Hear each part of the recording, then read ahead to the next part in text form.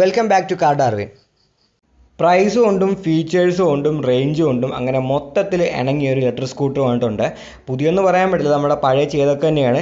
Chetak update ചെയ്ത് ബജാജ് ഇപ്പോൾ launch ചെയ്തൊക്കെയാണ്. Chetak 35 എന്നാണ് ഈ വണ്ടീനെ ഇപ്പോൾ വിളിക്കുന്നത്.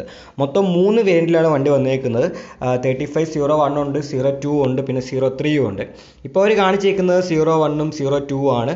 03 എന്ന് പറയുന്നത് ഒരു ബേസ് വേരിയൻ്റ് ആണ്. അതിൻ്റെ ഫീച്ചേഴ്സ്, വില, അതേപോലത്തെ കാര്യങ്ങളൊന്നും അവരിപ്പോൾ പറഞ്ഞിട്ടില്ല. ആദ്യം തന്നെ പ്രൈസ് പറഞ്ഞു തുടങ്ങാം. മിഡ് വേരിയൻറ്റിൻ്റെ പ്രൈസ് നോക്കുകയാണെങ്കിൽ 1.2 ലാക്കാണ്. 1.2 ലാക്കിലാണ് പ്രൈസ് സ്റ്റാർട്ട് ചെയ്യുന്നത്. ഏറ്റവും കൂടിയ മോഡലിൻ്റെ പ്രൈസ് നോക്കുകയാണെങ്കിൽ 1.27 ലാക്കാണ്. പുറമേ നോക്കാൻ വണ്ടിക്ക് വലിയ മാറ്റമൊന്നും തോന്നുന്നില്ല. ഏതാണ്ട് പഴയ സെയിം ലുക്ക് തന്നെയാണ് വണ്ടിക്ക് ഇപ്പോഴും കൊടുത്തേക്കുന്നത്. പക്ഷേ ഉള്ളിൽ നിന്ന് മൊത്തം മാറിയൊക്കെയാണ്. പുതിയൊരു ഫ്രെയിമാണ് വണ്ടിയിൽ വന്നേക്കുന്നത്. അതുകൊണ്ട് തന്നെ വണ്ടിയുടെ വീൽ ബേസ് കൂടിയിട്ടുണ്ട്. പിന്നെ വണ്ടിയുടെ ആ ഒരു ഫ്ലോർ ബോർഡും കുറച്ച് വലുതായെന്നവർ പറയുന്നുണ്ട്. പിന്നെ സീറ്റിന് ഏകദേശം 80 mm നീളം കൂടിയെന്നാണ് പറയുന്നത്. പിന്നെ ബാറ്ററിയുടെ പ്ലേസ്മെൻറ്റുമായിട്ടുണ്ട്.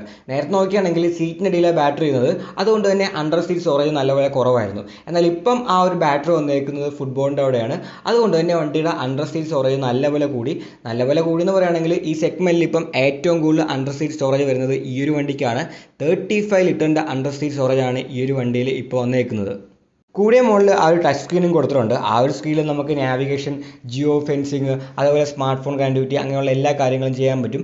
മിഡ് വേരിയൻറ്റ് നോക്കുകയാണെങ്കിൽ ഒരു 5 ഇഞ്ചിൻ്റെ ടച്ച് ഇല്ലാത്ത TFT ഡിസ്പ്ലേ ആണ് അവർ കൊടുത്തേക്കുന്നത്. അത് മാത്രമേ രണ്ട് വേരിയൻറ്റും തമ്മിൽ വലിയ വ്യത്യാസം വരുന്നുള്ളൂ. ബാക്കിയെല്ലാം ഏതാണ്ട് സെയിം തന്നെയാണ്. അതേപോലെ തന്നെ ഒരു ഗ്ലൗ ബോക്സ് കൂടിയ മോഡലിൽ കൊടുത്തിട്ടുണ്ട്. അത് നമുക്ക് ക്ലോസ് ചെയ്യാവുന്നതാണ്. എന്നാൽ മിഡ് വേരിയൻറ്റ് നോക്കുകയാണെങ്കിൽ ഓപ്പൺ ആയിട്ടുള്ളൊരു ഗ്ലൗ ബോക്സാണ് കൊടുത്തേക്കുന്നത്. വലിയ വ്യത്യാസമൊന്നും രണ്ട് മോഡലും തമ്മിൽ വന്നിട്ടില്ല. ഈ ചെറിയ വ്യത്യാസം മാത്രമേ വന്നിട്ടുള്ളൂ. ടെക്നിക്കായിട്ടുള്ള കാര്യം നോക്കുകയാണെങ്കിൽ രണ്ട് വേരിയൻറ്റും സെയിം തന്നെയാണ്.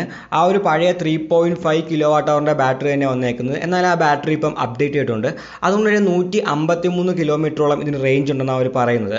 പിന്നെ മോട്ടർ നോക്കുകയാണെങ്കിൽ പഴയ സെയിം മോട്ടർ തന്നെയാണ്. 4 kWh ഒരു മോട്ടറാണ് വണ്ടിയിൽ കൊടുത്തേക്കുന്നത്.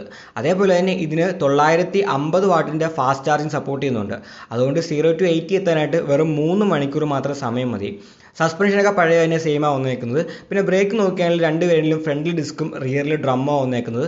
ഏറ്റവും കുറഞ്ഞ മോഡൽ, കാണിക്കാത്ത മോഡലുണ്ട്, അതിൽ രണ്ട് വീലിലും ഡ്രം ബ്രേക്ക് ആയിരിക്കും എന്നാണ് പറയുന്നത്. അതേപോലെ തന്നെ ടോപ്പ് സ്പീഡ് വരുന്നത് 75 km/h ആണ്. സോ പുറമേന്ന് വലിയ മാറ്റമൊന്നും വന്നില്ലെങ്കിലും ഉള്ളിൽ മൊത്തം മാറിയാണ് പുതിയ ചേതക്ക് വന്നേക്കുന്നത്. നല്ല അട്രാക്റ്റീവായ പ്രൈസിലും നല്ലപോലെ റേഞ്ച് തരുന്നൊരു വണ്ടി കൂടിയാണ് പുതിയ ചേതക്ക്. അതിപ്പോൾ ഉള്ള കോമ്പറ്റീഷനിൽ പിടിച്ചു നിൽക്കാൻ പറ്റിയ എല്ലാ കാര്യങ്ങളുമായിട്ടാണ് ബജാജ് ഇപ്പോൾ വന്നേക്കുന്നത്. ഈ വീഡിയോ ഇഷ്ടപ്പെട്ടെങ്കിൽ ലൈക്ക് ചെയ്യുക, നിങ്ങളുടെ അഭിപ്രായങ്ങൾ കമൻറ്റുകളായി രേഖപ്പെടുത്തുക. ഇനി ഇതേപോലത്തെ വീഡിയോകൾ കാണാൻ ദയവായി ചാനൽ സബ്സ്ക്രൈബ് ചെയ്യുക, ആ ബെല്ലൈക്കൻ കൂടി എനേബിൾ ചെയ്യുക. പുതിയൊരു വീഡിയോയുമായി ഉടനെ കാണാം.